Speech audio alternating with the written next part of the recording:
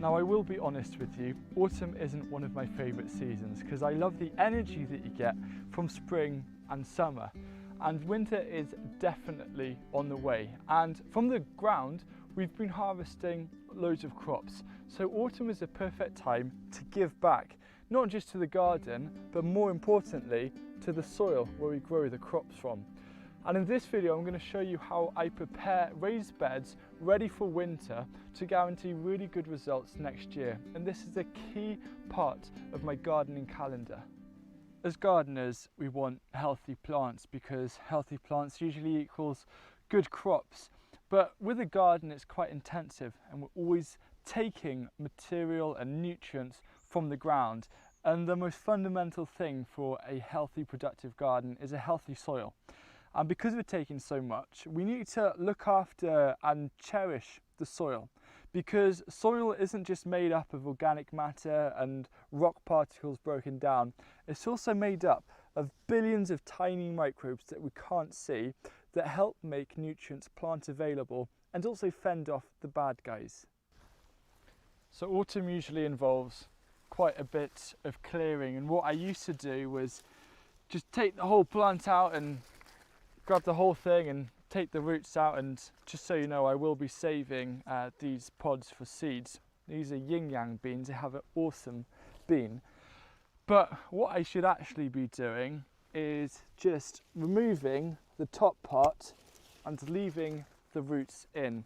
But why should we be leaving plant roots in the ground? Well, the reason is that plant roots, as they decompose, provide organic matter which feeds the soil microbes. And soil microbes are great because what they do by feeding off the organic matter is that they break it down and it releases nutrients, which makes nutrients more plant available for the plants that we're trying to grow, so we can harvest things like beans or any other crops.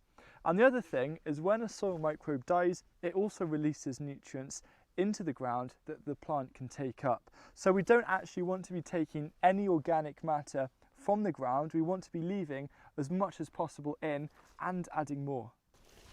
So with any vegetables or crops that you have purposefully planted and grown, always cut them at the base just so you can try and leave as many of the roots in the ground.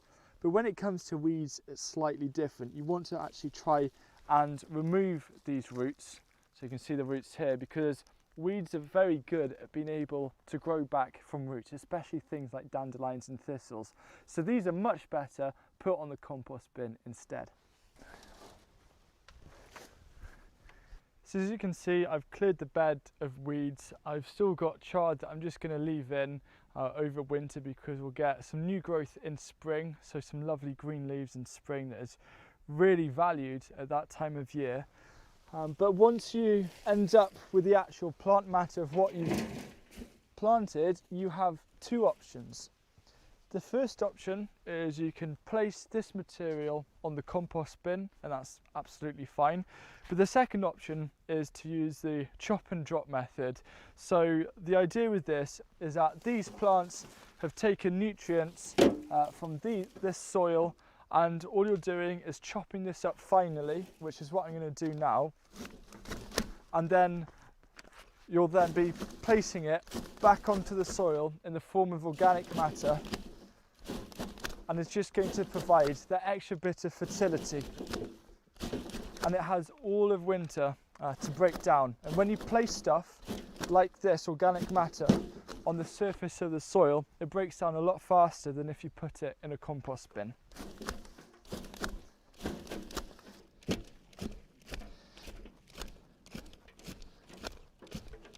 I've chopped up the material so it's pretty nice and fine. I've also given this bed a bit of a rake, just a very light rake, just to even it out a little bit. So the final thing to do with this chop and drop technique is to drop it. So I just grab a handful and kind of spread it out over the surface like this. And you could just pretend that you've got snowflakes and it's snowing. But it's snowing plant material, so a little less exciting, but certainly far more exciting for all the soil microbes. So if you just do a nice even layer like that, it's going to make a really big difference to the fertility of your soil, and is just going to contribute to that long-term build-up of organic matter and soil carbon, and ultimately a more healthy garden. So you can see there's a light surface of material on the ground. Now there's nothing stopping you from bringing in plant material from elsewhere in the garden. This is some bolted fennel, we've got loads at the moment. Bringing it to a bed that you're preparing and then chopping and dropping this, adding it into the mix as well. So you're very welcome to actually bring in resources to do that exact job. In fact, the more the better to a certain extent. You don't want to have, say, a layer that's around a centimetre thick or just under half an inch. You want to be able to see parts of the soil underneath, because you don't want too thick a layer of plant material like this. Now once you've applied this layer of chop and drop over your bed, if you've decided to do that, the next thing to do is just to add a bit of compost over the top. So preferably aim for a 2.5 centimetre or an inch layer of compost spread lightly over the top of the raised bed. For that 1 inch layer is a really good target, because that's just going to be giving you loads of not just nutrients and organic matter, but also loads of microbes from the compost, and really help supercharge your soil ready for next year. Now ideally you do want to use compost, but if you don't have access to lots of homemade compost or ready compost, you can use partly decomposed compost. That's no problem at all. Or you can even go a year without using compost. That too is fine. There are ways of being able to get through that, no problem at all, especially with things like chop and drop. They're going to make a huge difference. Or you could consider investing in municipal compost. So you've removed the plants from the ground, and preferably you've left the roots in, and then maybe you've chopped and dropped and then added a layer of compost.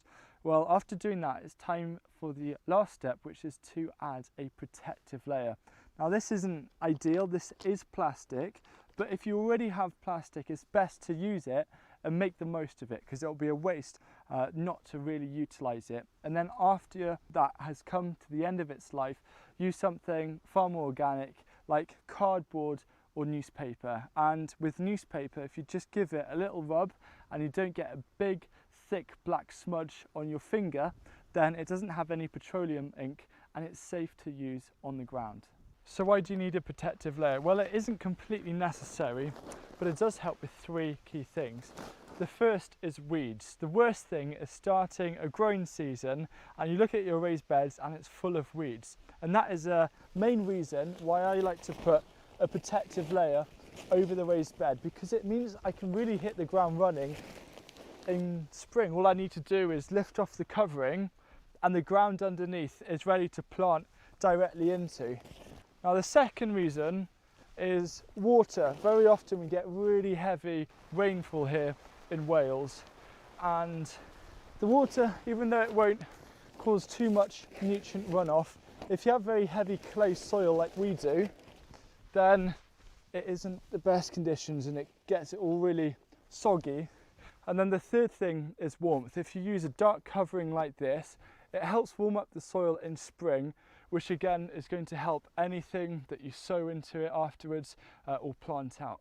So if you're using cardboard, you want around 3 layers of cardboard, and then with newspaper, kind of flip the newspaper out in half and then weigh it down. That'll work really well. What I'm doing here is, as you can see, just on cue, it's pretty windy, so I'm just trying to hold this down. So what I do is at the ends, I kind of just tuck in this material using a spade down between the board and also the soil. That keeps it in nice and neatly. And then what I'll do after this around here, like I've actually done for the bed to my left, is put down some wooden posts, and that is just really going to help keep it in place all through winter. So my plan for the next couple of months up until mid-December is to continue putting beds to sleep as they open up around the garden. So the next one is going to be that far one with all of the bolted fennel just to the right of the solar tunnel. Now some beds are going to have winter vegetables in them, like this leek bed. So what should you do in this situation? Well, it's really simple. Don't worry about mulching them now. Mulch them in February. And if you have any winter veg left over, like the kale there, which might still be growing, then just actually apply a mulch around the kale. And then once you pull the kale out, leaving the roots in, you can then plant directly straight into that ground. So it works anyway. If you can just focus on trying to get that inch or 2.5 centimeters of compost on some point during the year, preferably this time of year because it's quiet, it's going to make a huge difference. So I'm just going to continue getting the garden ready for winter, and make sure you give yourself a nice proper rest. And if you're looking for something to do, you may be interested in checking out an online course that I did back in May, which is designed about being a more efficient gardener and then in turn having a far more productive garden. So if that sounds interesting to you, you can find out more at morefoodlesseffort.com, and I look forward to seeing you again soon in another video.